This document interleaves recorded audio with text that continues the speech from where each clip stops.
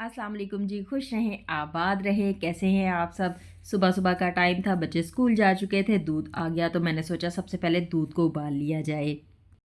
दूध को मैंने साइड पे किया, यहाँ पे तवा रखा और एक मैंने पराठा बनाया। ये पराठा मैं अपने लिए नहीं बना रही, नेहा के लिए बना रही थी। तो यहाँ पे मैंने इस पराठे को अच्छे से पका लिया।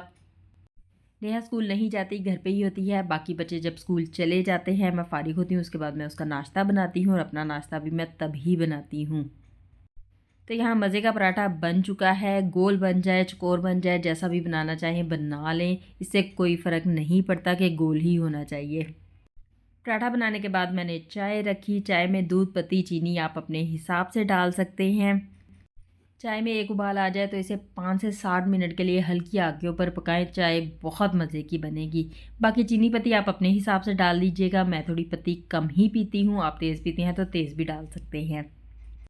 अगर इलायची और सौंफ भी पसंद करते हैं तो इलायची भी कूट के डाल सकते हैं और सौंफ भी थोड़ी सी डाल सकते हैं। चाय बहुत मज़े की हो जाती है, लेकिन नेहा पसंद नहीं करती इसलिए नहीं डाली। यहाँ चाय पी, नेहा को नाश्ता करवाया, अपना नाश्ता भी किया। उसके बाद मैं किचन में आई और मैंने सोचा कि आज दोपहर में क्या बनाया जाए।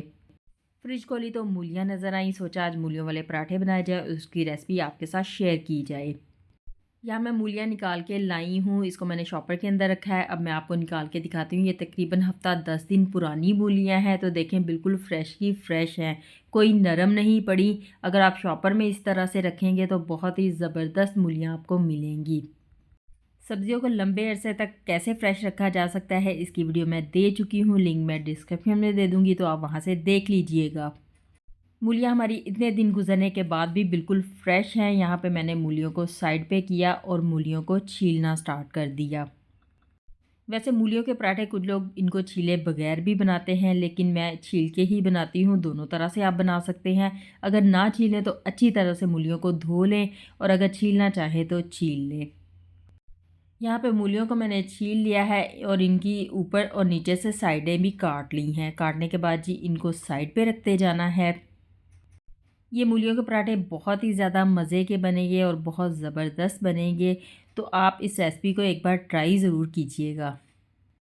इस टाइप के जो छीलने के टूल्स आते हैं, अगर आप उससे मूलियाँ, खीरा, कोई भी लंबी चीज़ जिसकी लंबाई ज़्यादा हो छीलती हैं तो मिनटों के अंदर छीली जाती है। इस तरह से इनकी साइडें भी आपने काटते जाना और सारी की सारी मूलियाँ छील लेनी है।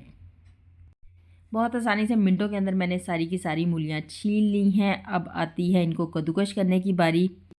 लेकिन यहाँ पे मेरे साथ एक ब्लंडर हो गया कि कुछ दिन पहले मैंने गजरेला बनाया था, तो ये मशीन मेरी टूट गई थी और मुझे याद ही नहीं था कि ये टूट चुकी है। अब मैंने सोचा कि अब मैं इनको कद्दूकश कैसे करूँ। मैंने चॉपर लिया, मूलियों को छोटा छोटा सा काटा, बहुत छोटा नहीं काटा, थोड़ी दरमियाने साइज़ की ही काटी हैं। काट के मैंने इसके अंदर डाल दी। डालने के बाद जी चॉपर को बंद किया और चला दिया। यहाँ पे मुझे बहुत मिनटों के अंदर कद्दूकश की हुई मूलियाँ मिल गईं। अगर मैं इन्हें हाथ के साथ करती तो बहुत ज़्यादा टाइम लगना था और इस तरह से मैंने मिनटों के अंदर सारी की सारी मूलियाँ कद्दूकश कर लीं।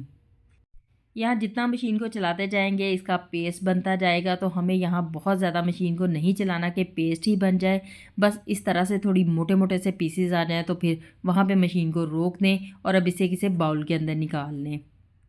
ज़रूरत ईजाद की माँ है, तो ये बहुत ही आसान सा तरीका था जो मैंने मूलियों को कद्दूकश करने के लिए लड़ाया, तो ये बहुत ही आसान है, आप भी इस तरह से कर सकते हैं।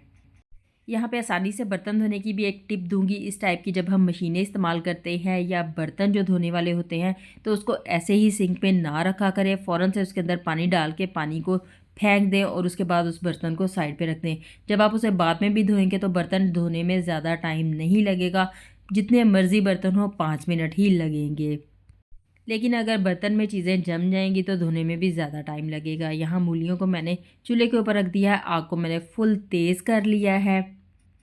यहाँ आग के ऊपर मूलियों का सिर्फ पानी खुश करना है। यहाँ मूलियों को बहुत ज़्यादा पकाना नहीं है, गलाना नहीं है, तो सिर्फ इनका पानी खुश करना है और तेज़ आग पे ही करना है। अगर आग हल्की रखेंगे तो मूलियाँ बहुत ज़्यादा पानी छोड़ देंगी, जो कि बाद में अगर आप खुश करने बैठेंगे तो बिल्कुल मूलियाँ गल जाएंगी और बिल्कुल पेस्ट बन जाएगा। इस तरह से नहीं करना तेज़ आग के ऊपर। इसे तकरीबन 7 से 8 मिनट के लिए अगर पकाएंगे तो जो मूलियाँ पानी छोड़ेंगी वो फ़ौरन से खुश्क भी हो जाएगा।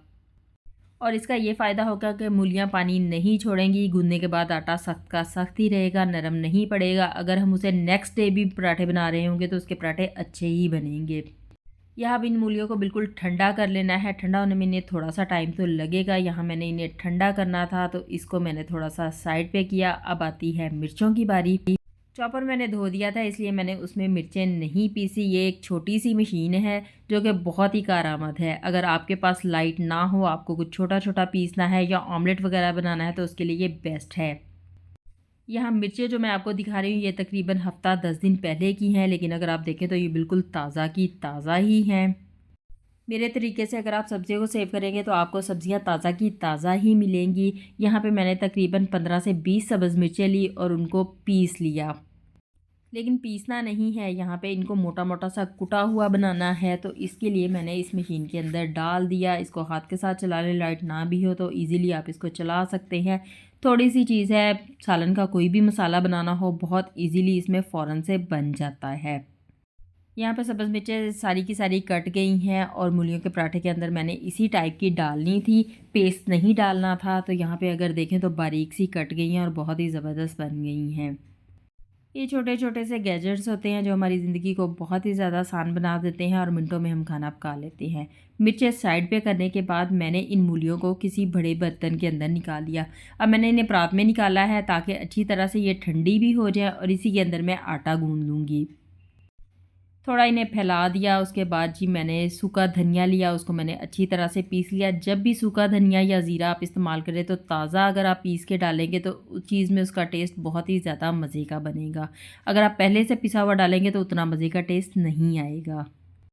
धनिया को मैंने मोटा मोटा सा कूट लिया है। तकरीबन 2 खाने के चम्मच मैंने ये धनिया लिया है। अब इसको मैं कद्दूकस की हुई और पकी हुई मूलियों के ऊपर डाल दूँगी। मूलियाँ यहाँ पे अच्छे से ठंडी हो चुकी थी। मैंने इसके ऊपर धनिया डाल दिया। उसके बाद जिस तरह से मैंने धनिया को कूटा था इसी तरह से जी ज़ीरे को भी मैंने कूट लिया और वो भी इसके ऊपर डाल दिया। ये कूटना दूसरे वाला कूटना नहीं है, पीसने वाला कूटना है। सब्ज़ मिर्चें भी इसके ऊपर डाल दी हैं। कसूरी मेथी बनाने की वीडियो मैंने आपके साथ शेयर की थी, शॉर्ट वीडियो थी, ज़रूर देखिएगा। यहाँ पे आज फिर मैंने कसूरी मेथी बनाई थी। इसको अभी मैंने पैकेट्स में पैक नहीं किया है तो इसमें से कुछ मेथी भी हम इसके अंदर डाल देंगे।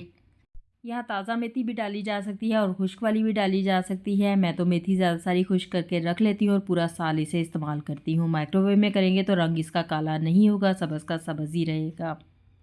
यहाँ थोड़ा सा बारीक कटा हुआ धनिया भी इसके अंदर डाल दिया है।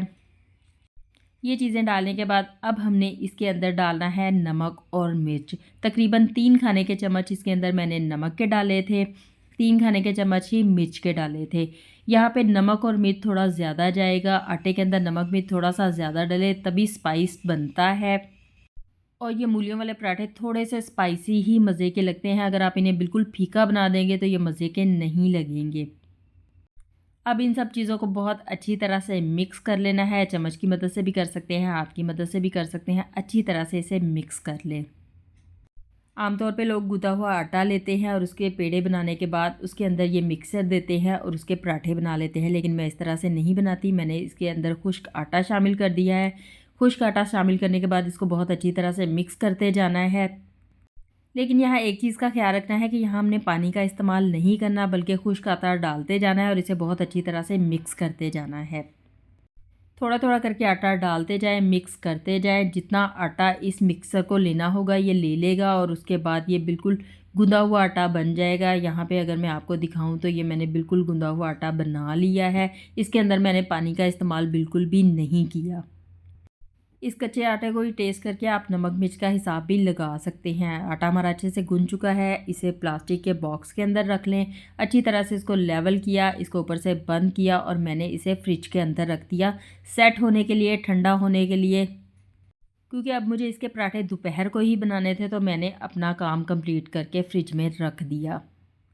यहाँ पे एक टिप और आपके साथ शेयर करूँगी। जब भी हम इस टाइप का कोई काम करते हैं तो हमारे हाथों में बहुत ही ज़्यादा जलन होती है। यहाँ हाथों को मैंने गीला कर लिया, थोड़ी सी चीनी हाथ के ऊपर डाली और इसे बहुत अच्छी तरह से मल लेना है। हाथों के चारों तरफ ऊपर नीचे अच्छी तरह से मल लें। बहुत अच्छी तरह से मलने के बाद हाथों को नॉर्मल पानी के साथ धो लें तो आपके हाथों में मिर्चें बिल्कुल भी नहीं लगेंगी। तो इस टिप को ट्राई ज़रूर कीजिएगा और दुआओं में याद रखिएगा। यहाँ दोपहर का टाइम हो चुका था, बच्चे स्कूल से आ चुके थे, तो मैंने उनके पराठे बनाने स्टार्ट कर दिए। यहाँ आम रोटी की तरह इन पराठों को बेलते जाना है और बेलने के बाद आपने इसे तवे के ऊपर पका लेना है। घी आप अपनी मर्ज़ी से लगा सकते हैं, ऑयल में भी पका सकते हैं और देसी घी में भी पका सकते हैं। इन मूली के पराठों को आप चाय के साथ एंजॉय कर सकते हैं, रायते के साथ एंजॉय कर सकते हैं या केचप के साथ एंजॉय कर सकते हैं। बहुत ही मज़े के लगते हैं और बहुत ज़बरदस्त लगते हैं। इस तरह से मिनटों के अंदर ये ढेर सारे पराठे बन जाते हैं। मुझे और मेरे घर वालों को ये पराठे बहुत पसंद है और ये पराठे मैं अपने बचपन से खाती आ रही हूँ, क्योंकि मेरी अम्मी इसी तरीके से ये पराठे बनाती थी। और हम सब बहनों के घर में भी इसी तरह से ये पराठे बनते हैं और बहुत मज़े के बनते हैं। तो आप इस रेसिपी को एक बार ट्राई ज़रूर कीजिएगा और मुझे फ़ीडबैक दीजिएगा कि आपको ये मूली के पराठे कैसे लगे। और मैं गारंटी के साथ कहती हूँ कि दोबारा आप इसी तरह से मूली के पराठे बनाएंगे, नॉर्मल पराठों को भूल जाएंगे। दोपहर में मैंने और बच्चों ने मूली के पराठे खाए। शाम को बच्चों का कोई मूड नहीं था पराठे खाने का, तो मैंने उनके लिए रशियन सैलेड बना दिया। कोई ख़ास चीज़ें इसमें नहीं डाली थी, जो चीज़ें घर में मेरे पास मौजूद थी वही डाली और मैंने इसे बना दिया। बहुत मज़े का बना था, सब ने इसे बड़ा एंजॉय किया। आपको मेरा ये व्लॉग कैसा लगा और आप मज़ीद इसमें क्या देखना चाहेंगे ज़रूर बताइएगा। अपना ढेर सारा ख्याल रखिएगा, दुआ में याद रखिएगा। अल्लाह हाफ़िज़।